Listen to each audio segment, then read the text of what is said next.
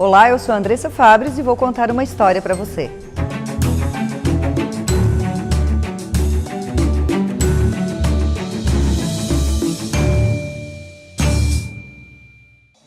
Nosso convidado de hoje tem uma história cercada de mudanças.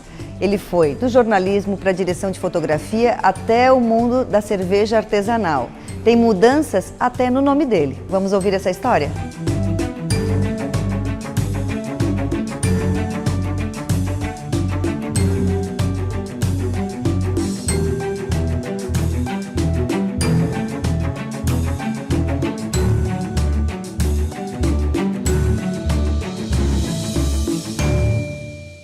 Olá, seja bem-vindo!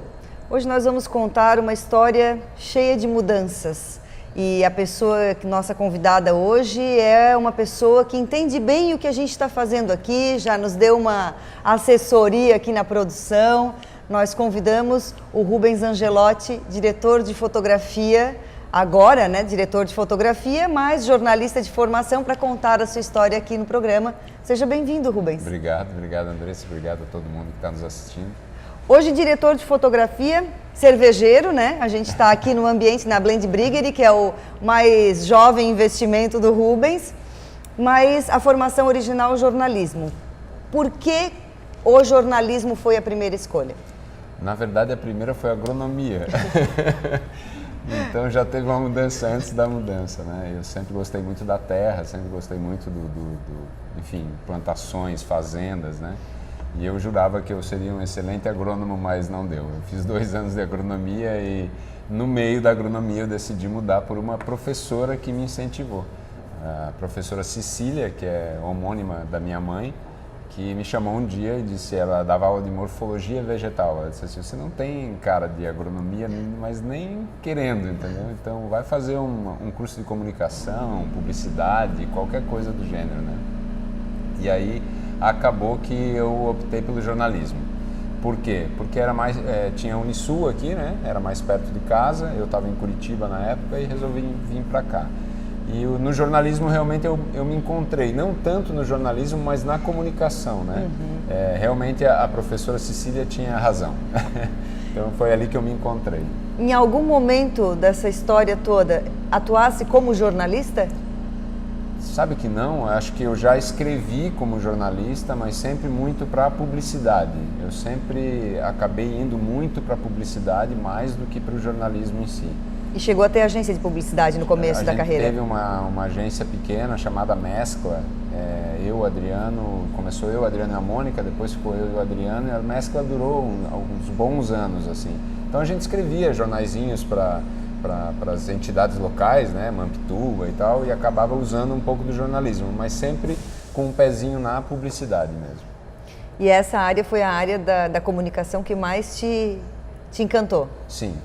As câmeras sempre me encantaram mais. No meio da faculdade de jornalismo, eu acabei indo trabalhar numa produtora que tinha aqui, né, que era a SET, da Liliane Mota da Silveira, onde o Léo trabalhou comigo naquela época, que é o nosso câmera hoje aqui.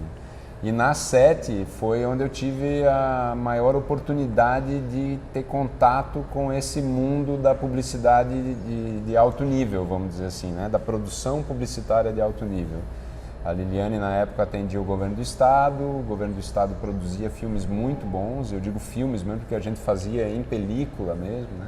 Então esse contato com o mundo por trás das câmeras, que veio pós-jornalismo, foi o que realmente acabou me direcionando para continuar na área, assim, né? E aí, em determinado momento da carreira, o Rubens decidiu se dedicar só a essa área de produção em vídeo, a gente pode chamar assim? Isso, foi. Logo no finalzinho ali da mescla, né, a gente acabou repassando, vendendo a empresa e eu decidi, por decisão mesmo, que eu queria ficar só na direção de fotografia, né? Eu tinha conhecido um alemão chamado Uli Burtin. Ele veio fazer uns filmes aqui em Santa Catarina, publicidade, a gente ficou 1 mês rodando junto e eu tive o prazer de ser assistente dele. E eu aprendi com o Uli que, na verdade, assim, o diretor é o arquiteto. Ele tem as ideias, ele sabe mais ou menos a cor que ele quer as coisas e tudo, e o fotógrafo é o engenheiro, né? Então eu brinco que a direção de fotografia é a graxa do cinema, né? É o lado pesado, é onde você realmente precisa de uma equipe afinada, onde você... se o cara disse que quer pendurar uma câmera aqui, é provavelmente você que vai ter que achar o jeito de pendurar, como isso vai ser seguro, né? Aonde as luzes vão e tudo. Tudo que envolve a magia do cinema está muito mais na mão do diretor de fotografia do que do diretor. O diretor ele faz o mise-en-scène, mas é o fotógrafo que faz a coisa acontecer. Eu aprendi isso com ele, aí ali eu disse, não, vou me dedicar e aí a carreira de publicitário, vamos dizer assim, ficou de lado e aí foi muitos anos de estudo na direção de fotografia. Né? Mas falando de estudos, o que envolve trocar, fazer uma mudança, uma transição de carreira, embora ainda fosse no ambiente publicitário, né? Embora ainda estivesse envolvido com esse ambiente publicitário, mas trocou a área. E para quem olha de longe como eu, parece que envolve aquisição de equipamentos, envolve estudar, envolve passar tempo fora, porque parece que aqui na nossa região não tem tantas oportunidades, né? O que envolveu aquele momento de transição de carreira? Foi bem no finalzinho da faculdade, eu já trabalhava, né, durante a faculdade, no final da faculdade de jornalismo, que eu realmente vi que para fazer essa mudança de carreira, vamos dizer assim, eu precisaria me aprofundar em estudos, e é bem isso. O Brasil ainda é um pouco deficitário nessa área, a gente não tem grandes escolas, hoje estão se formando boas escolas, né, mas com história mesmo a gente não tinha, né? Então eu acabei estudando nos países que eu achava que tinham uma história, né, ou com os professores que eu achava que podiam me ajudar a construir a carreira. Eu fiz cinema por 3 meses, né, focado em direção de fotografia, um workshop, vamos dizer assim, na Escola de Cinema de Cuba. Depois eu fiz muitas oficinas fora do país e fiz vamos dizer assim, que seria quase um mestrado em direção de fotografia numa escola no Maine, um intensivo de quase 2 meses, assim, que fica no nordeste dos Estados Unidos, quase divisa com o Canadá. E então foram anos trabalhando, investindo primeiro no conhecimento, depois no equipamento.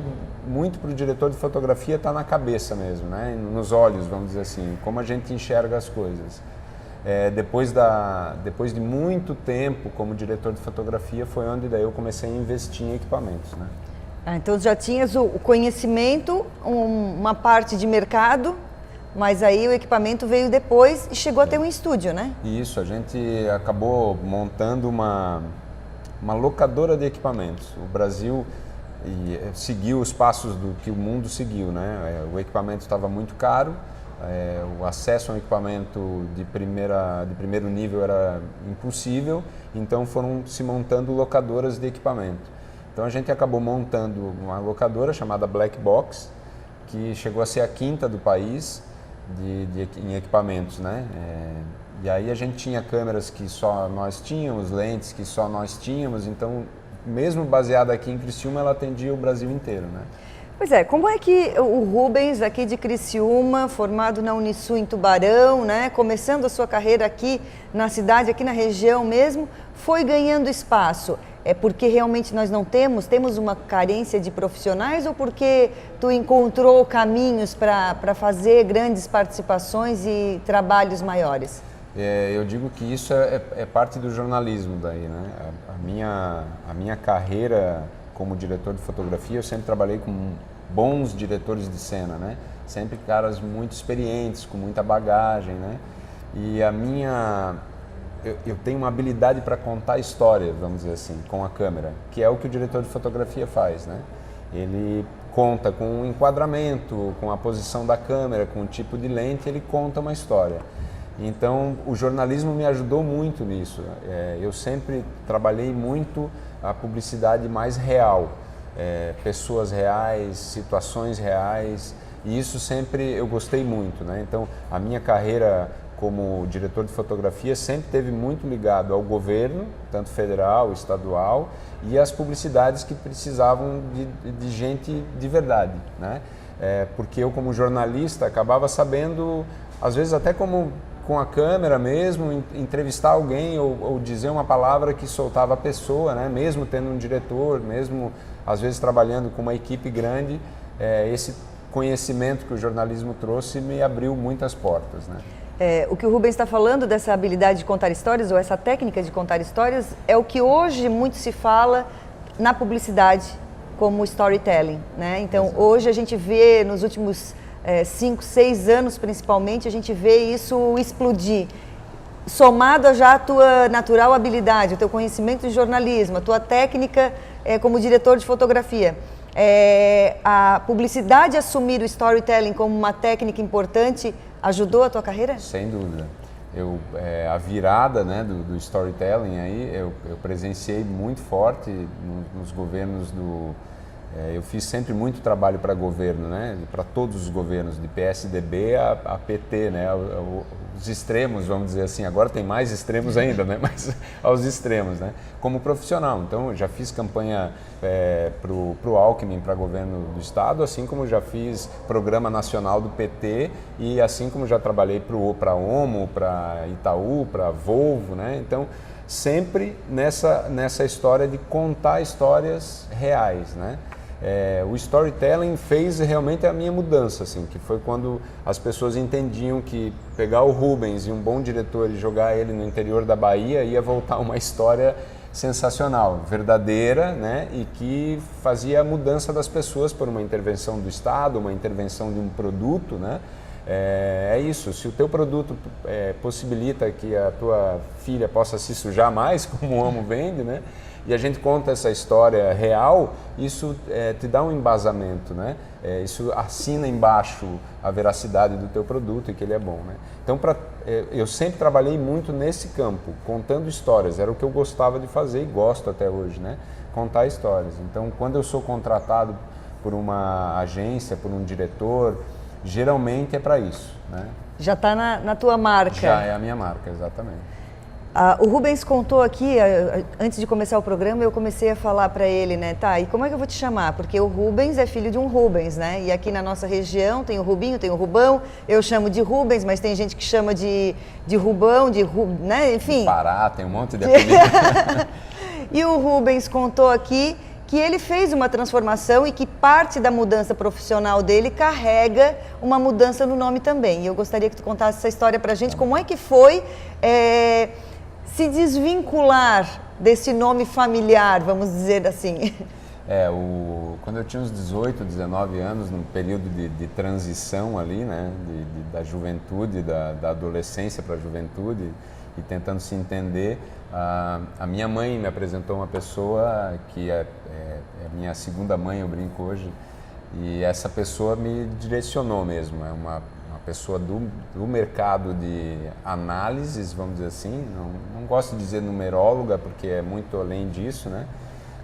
Ela fez uma análise e eu realmente precisei, para fazer quebrar o cordão umbilical, né, e seguir uma carreira, porque eu sempre brinco, todos têm um talento, todo mundo veio a esse mundo por um motivo, né? Então cada um tem o seu caminho a seguir. Às vezes você fica perdido mesmo, por uma ligação familiar muito forte, ou mesmo por um nome, né? Então, como eu sou júnior, né, e eu sempre fui júnior, e isso foi uma coisa que ela, na hora, quebrou, assim, o júnior ou o filho sempre vai ser o filho de alguém. Talvez você faça uma carreira linda ao lado do teu pai, mas o teu talento precisa aflorar. Então, para que isso aflore, você precisa trabalhar o teu nome. Na época eu lembro que eu tinha que ser chamado de Rubens Renato, quem é amigo meu dessa época lembra que eu inclusive insistia que os amigos me chamassem, né? Eu tenho 2 nomes, né? Ou seja, 2 personalidades para ser carregada. Então foi um trabalho longo, de anos, a Márcia me atende até hoje, a gente tem uma ligação muito forte, inclusive um ajudando o outro em outras questões, eu na minha área hoje e ela na área dela, né? E essa quebra, né, esse rompimento com o júnior aconteceu ao longo de uns 6, 7 anos, até os 20 e poucos anos. E eu digo que foi o responsável mesmo por achar o meu caminho, né? Qual é o meu caminho? O meu caminho é esse, o caminho que eu estou trilhando hoje, né? A família do Rubens é uma família aqui na nossa região conhecida como uma família da área da gastronomia. Ele foi para a fotografia, mas no próximo bloco a gente vai contar uma segunda etapa dessa história que ainda está sendo construída, que tem uma conexãozinha ali com a gastronomia. A gente volta já.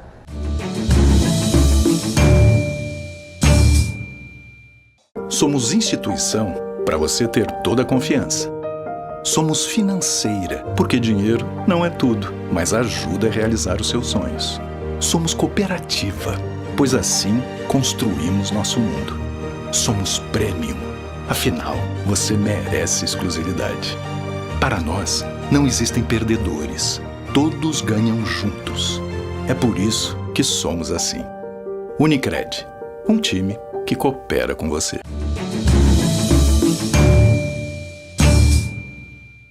Estamos de volta aqui contando a história do Rubens Angelotti. Já conhecemos a história dele na área da publicidade, do jornalismo, da direção de fotografia. Soubemos da mudança de nome e agora nós vamos para uma nova área na vida do Rubens, que ainda não é a área principal, né, Rubens? Não, ainda não. Ainda não é a área principal, mas o Rubens há algum tempo vem investindo na cerveja artesanal junto com outros sócios. Eu queria saber, Rubens, como é que surgiu a cerveja de consumidor a produtor de cerveja, como é que foi isso? Eu brinco que a gente tem uma oportunidade única na minha área, né? Porque a gente conhece praticamente todos os processos produtivos, de tudo, porque a gente precisa, às vezes, se aprofundar para poder vender um produto bem, né?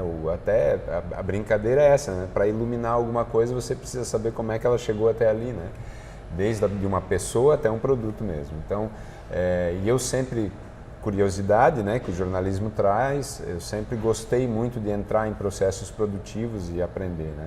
E um dia eu estava em Nova York terminando de fotografar uma campanha publicitária e eu fui tomar uma cerveja no final do dia. Tinha uma cervejaria do lado do meu hotel e era 2009. E eu tomei uma cerveja e brincando assim no balcão, falando inglês sozinho, né? Elogiei a cerveja e tal. E o dono da cervejaria estava do meu lado, por coincidência, e me convidou para conhecer a cervejaria. Como um bom curioso, um bom jornalista, eu aceitei e fui fazer um tour com ele pela cervejaria.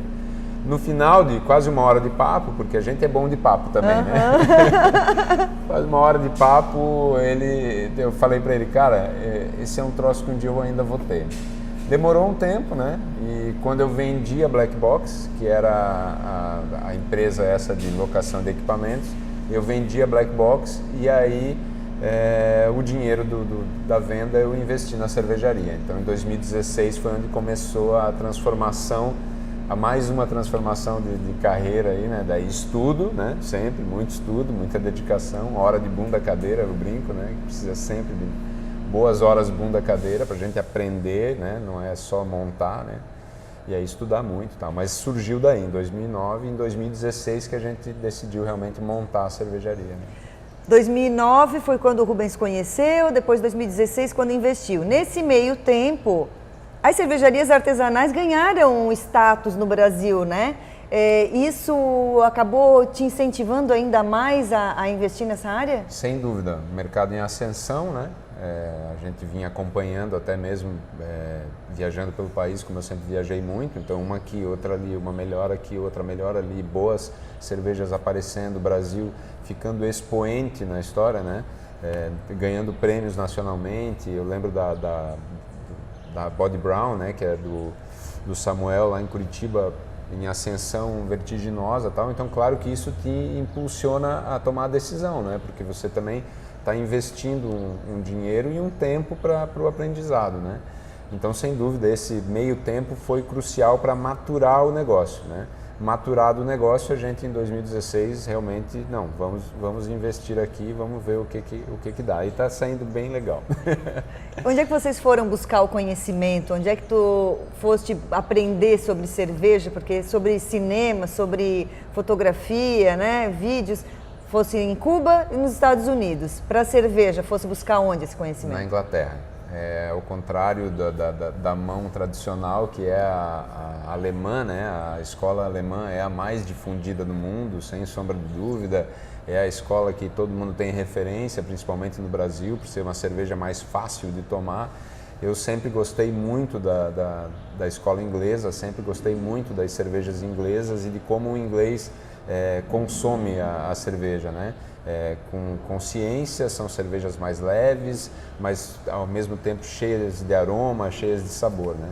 Então eu me dediquei um tempo na Inglaterra, estudando e indo conhecer outras cervejarias também. Hoje a gente tem uma conexão muito grande com a Inglaterra. Em fevereiro do ano que vem, ou março do ano que vem, aliás, vem um inglês de uma cervejaria bem bacana lá da Inglaterra, da região de Newcastle, vem até a Blend fazer cerveja com a gente. E a gente já esteve lá conversando e trocando ideias com eles, né? Então agora eles vêm para cá para fazer uma cerveja com a gente. Então essa busca pela escola inglesa acabou, para mim, sendo muito assertiva, né? Uma escola que realmente tem muito para ser explorada ainda, né? A gente que observa, né, os mercados, eu sou observadora, como o Rubens falou, a gente gosta, a gente é curioso, a gente observa que cerveja artesanal não é só produto, né? Tem muito de marca, de passar uma identidade que a pessoa vai realmente se identificar com essa identidade. Em que momento que a cerveja e a publicidade, o jornalismo e a direção de fotografia, elas se integraram nesse novo negócio? Não, é tudo, na verdade não dá para tirar nada, né? Você não consegue separar nenhuma das profissões, assim. Tudo tem um olho daquela bagagem que você criou na tua vida inteira, né? Eu acho que o trabalho ou qualquer profissão que você exerce, ele vai te deixando cada vez melhor, né? Porque você vai aprendendo e vai evoluindo, né?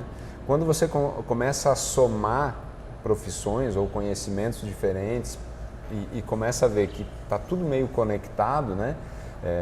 Eu brinco quando terminou aqui a construção, disse, agora eu acho que eu quero fazer arquitetura, porque a gente vai se envolvendo com tantos processos e isso vai te tornando tão... É isso, a gente aprende todo dia. Né? Não tem como você virar a chavinha do cervejeiro e a chavinha do fotógrafo e a chavinha do jornalista, né? Você soma tudo isso e esse conhecimento todo acaba virando um produto, né? É isso, a marca, a identidade, como ela se comunica, como que a gente optou por apresentar ela, tudo isso é da bagagem da minha carreira, da outra carreira que eu tive ou das outras carreiras que eu tive, né? Então isso também está fazendo o produto, né? Não é só a receita, que às vezes eu paro uma madrugada para fazer a receita de cerveja, eu já penso lá na frente, como é que eu vou apresentar, né? Como é que a gente vai contar a história, né? Tudo tem uma história por trás. Sempre tem uma história, né? Isso, contar a história que é importante.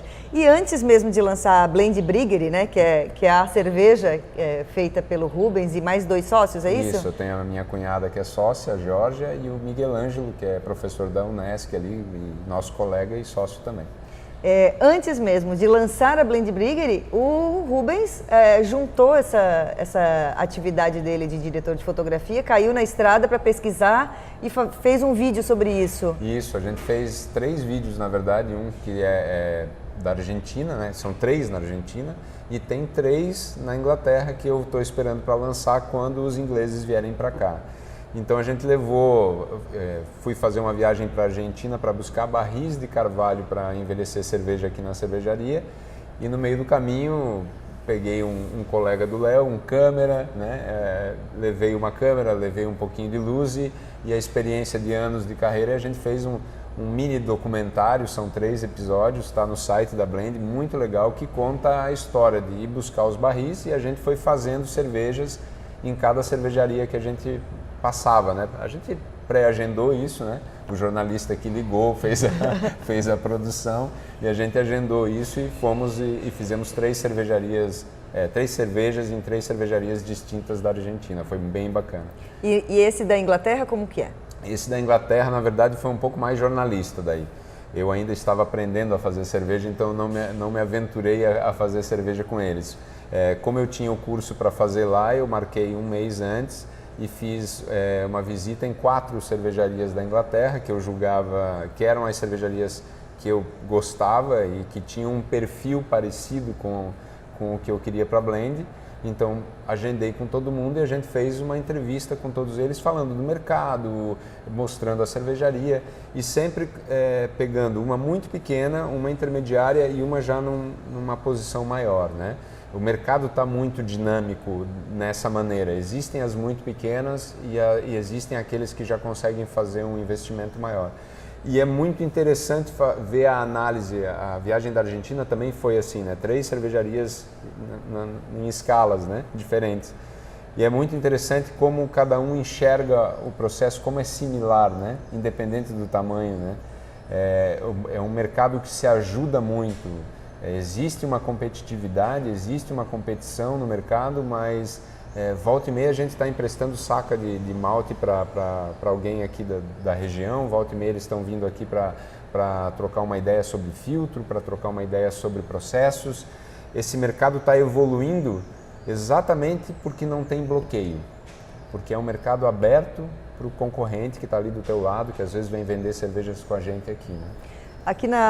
Aqui atrás na Blend tem uma galeria de apoiadores, né, que fizeram algum tipo de investimento aqui dentro, que são parceiros, e ali tem uma definição que essas pessoas são pessoas que entendem o novo jeito de fazer negócio, são outliers.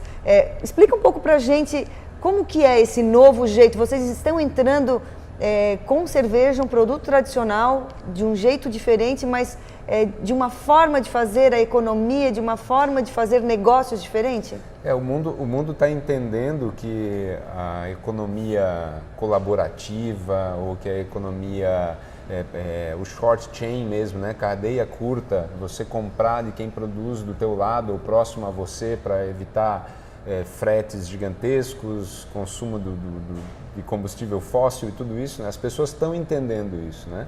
E estão entendendo que às vezes essas pequenas empresas que vêm surgindo em volta da gente mesmo, na nossa comunidade, precisam muitas vezes de apoio.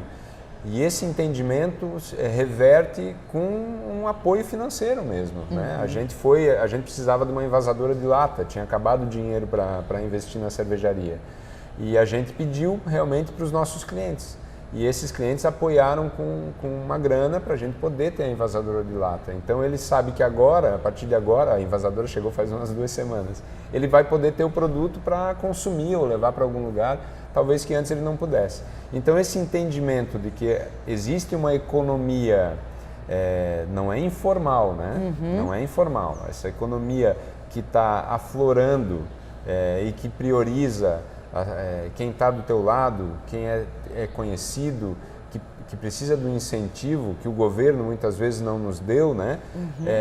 As pessoas têm se ajudado. É quase como, não é um cooperativismo, porque eles não são sócios do negócio, né? Mas eles apoiam mesmo, né? Eles dão a sustentação. O que faltou muitas vezes do Estado, né? Com incentivos fiscais ou qualquer coisa, as próprias pessoas hoje estão apoiando essas empresas. Por quê? Porque sabem que são os pequenos negócios que mantêm a economia viva hoje. Não são mais as grandes corporações, né? Rubens, a gente está numa região, no sul de Santa Catarina, uma região que tem uma economia muito diversificada, a base dela é a extração de carvão. Tu achas que existe ambiente para isso realmente? Ou tu teve que... foi uma novidade para muitos esse pedido de vocês, olha, ajuda a gente a comprar a envasadora. As pessoas estranharam ou elas, não, a gente está junto de cara, assim? Não, houve um estranhamento inicial, a gente tem sempre que explicar, né, o que é o projeto e que eles também têm algo em troca, né, não é só um investimento, eles nos adiantam, vamos dizer assim, um investimento, né, em troca de cerveja. Mas houve um estranhamento, porque é incomum isso, né? Eu quase brinco, é aquela velha ação entre amigos, lembra? Vamos sortear uma TV e tal. É quase isso, mas as pessoas entenderam e hoje eu vejo isso se repetir em outros formatos, né? O mercado está aberto, existem sites nacionais e internacionais para isso, né? Para levantar fundos para apoio a novos projetos, né? É o crowdfunding mesmo, né? Formar uma empresa pedindo ajuda a um grupo grande, né? É assim. Rubens, muito obrigada pela participação aqui para contar essa história. A gente aprendeu mais um pouco, né? De tudo, de cerveja, de fotografia, de cinema, de tudo. Obrigada mesmo. Obrigado a vocês, obrigado mesmo. Obrigada a você também que nos acompanhou em mais essa semana. Na próxima semana, uma nova história para você. Até lá.